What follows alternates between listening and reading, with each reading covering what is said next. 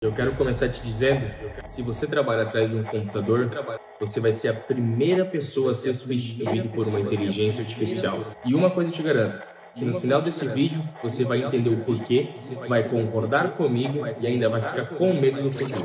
Será que eu existo de verdade ou eu sou um clone criado por inteligência artificial? A minha intenção aqui não é te assustar, mas eu acredito que isso vai ser inevitável com esse vídeo. Pra gente começar, a gente precisa entender as duas grandes correntes filosóficas nesse momento. Uma, a inteligência artificial vai substituir os humanos e todas as nossas tarefas, e outra, a gente vai ser um complemento de IA e ela não vai ser o suficiente para extinguir a raça humana. E pra gente entender as duas grandes correntes filosóficas, de um lado, temos notícias como: inteligência artificial vai tirar todos os nossos empregos, diz Elon Musk. Milionários do setor da tecnologia embarcam no movimento da renda básica universal. Especialistas acreditam que inteligência artificial geral pode surgir em 2027. E do outro lado, temos notícias como: IA não vai superar o ser humano, diz Sam Altman, CEO da OpenAI, dona do ChatGPT.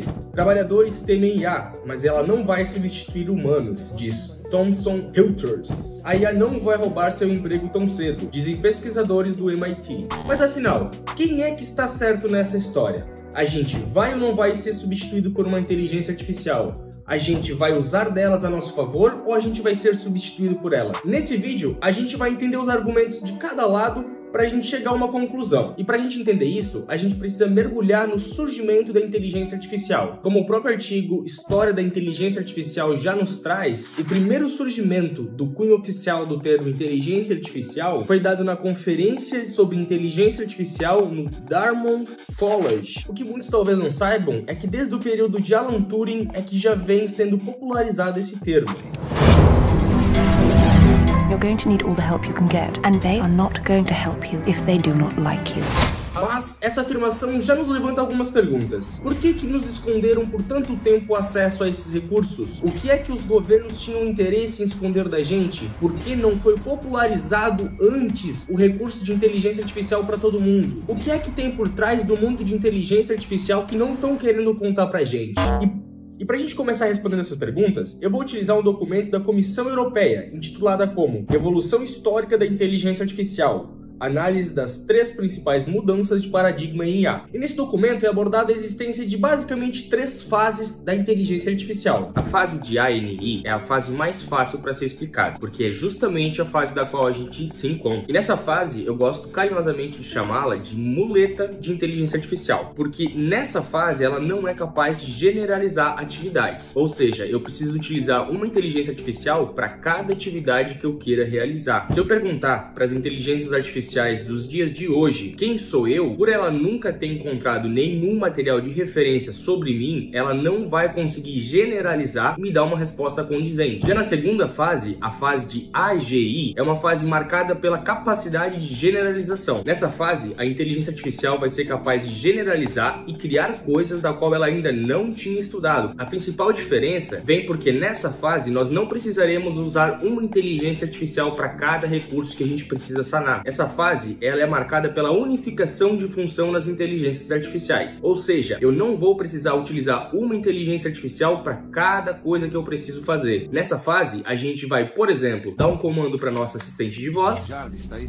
à sua disposição, senhor. E ela automaticamente vai conseguir ligar para um consultório, marcar uma agenda com o meu médico. Na mesma hora ela já consegue fazer o pagamento dessa minha consulta, marca essa minha consulta na minha agenda para mim ser lembrado e faz todo esse processo automático com um único comando. Essa fase é marcada pela capacidade da inteligência artificial resolver toda e qualquer tarefa que dependa do intelecto humano. E é nessa fase que a gente pode perder os nossos empregos. Afinal, quando a inteligência artificial for capaz de generalizar e fazer mais do que uma única tarefa, ela consegue se tornar um braço muito mais forte do que possivelmente um funcionário que não tenha muitas atribuições numa empresa. E a próxima fase é chamada de ASI, seria de super inteligência artificial. Essa é uma fase que muitos especulam, ou até mesmo criam filmes de ficção científica com base nesse momento de inteligência artificial. Nesse momento, além da inteligência artificial ser capaz de generalizar, ela vai ser muito melhor intelectualmente do que qualquer humano na na face da Terra. Ela vai conseguir realizar toda e qualquer tarefa de um ser humano e ainda vai conseguir ter a capacidade de abstração e generalização que uma mente humana tem. O que muitos indicam que a gente já está nela ou que nós iremos alcançá-la em pouquíssimos anos. Há quem diga que nós demoraremos anos para alcançá-la ou sequer conseguiremos. E o motivo de nós não termos acesso no início do surgimento da inteligência artificial é muito decorrente à nossa tecnologia de hardware. Nós não tínhamos uma tecnologia de hardware compatível para evoluir junto com a evolução da inteligência artificial. Naquela época, a forma da qual a máquina aprendia era um tanto quanto diferente. Mas, ainda de acordo com o Comitê Europeu, foi no ano de 2006 que Fei-Fei Li, professor de ciência de computação na Universidade de Stanford, contribuiu para uma mudança de paradigma no padrão de aprendizagem de inteligência artificial. E foi graças a esse padrão de mudanças que a gente conseguiu ter um salto ainda maior nessa tecnologia. Antigamente, as máquinas aprendiam de uma forma instantânea. Então vou dar um exemplo para vocês. Quando eu dava uma foto para essa inteligência artificial, ela tinha que rodar uma série de códigos simultâneos para identificar naquele momento quais são os padrões do qual ela está vendo, para conseguir montar um raciocínio, montar uma resposta. E graças ao Fei-Fei Li, popularizou-se o termo Deep Learning, que é um modelo de aprendizagem dentro das inteligências artificiais. E a grande diferença desse modelo para o anterior é que ao invés dele fazer todo o trabalho naquele instante, a máquina, o algoritmo, ele já estava treinado. Lembra quando você tinha que confirmar a sua identidade, confirmar que você não é robô no CAPTCHA,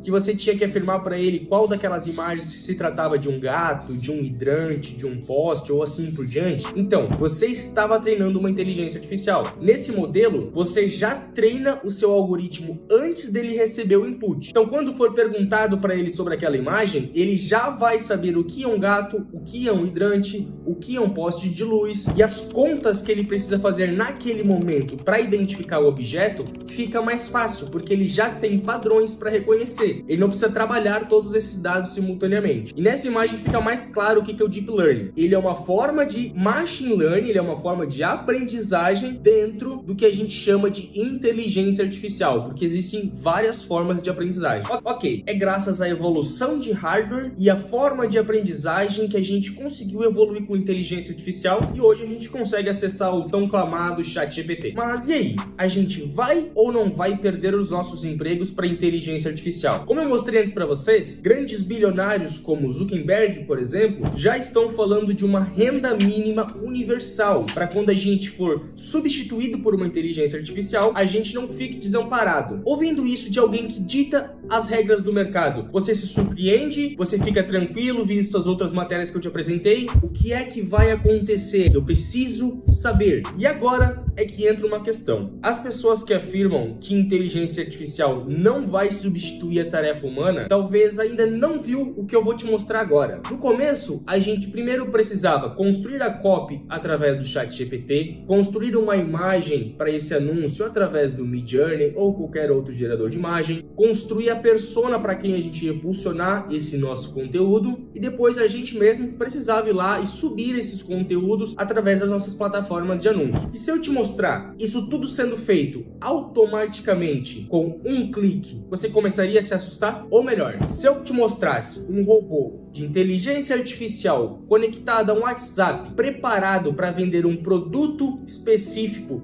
de um e-commerce ou de uma loja física. Além disso, ele gera o link de pagamento para a pessoa, cadastra essa pessoa em um CRM, notifica essa pessoa quando o código de rastreio for emitido. E além de tudo, ainda dá uma mensagem de obrigado, perguntando se o produto chegou bem, como é que foi a entrega. Se eu te falar que isso tudo é programado através de inteligência artificial, sem nenhuma linha de código, você acha que a gente está mais próximo da super inteligência artificial ou você acha que a gente ainda está na idade das muletas de inteligência artificial? E se eu te mostrar o vídeo de um robô da Tesla capaz de realizar tarefas finas que é difícil até mesmo para um ser humano, isso te demonstraria que a gente está mais próximo da super inteligência artificial ou a gente ainda está na era das muletas de inteligência artificial? E se a gente visse um sistema que utiliza de inteligência artificial para fazer reconhecimento facial de criminosos ou de pessoas aleatórias, que funciona em quase a maioria dos casos. Em um argumento, a gente há de concordar. Ou a gente evolui dominando ela, ou a gente evolui sendo dominado por ela. Hoje, a vasta maioria dos conteúdos criados na internet são produzidos por inteligência artificial.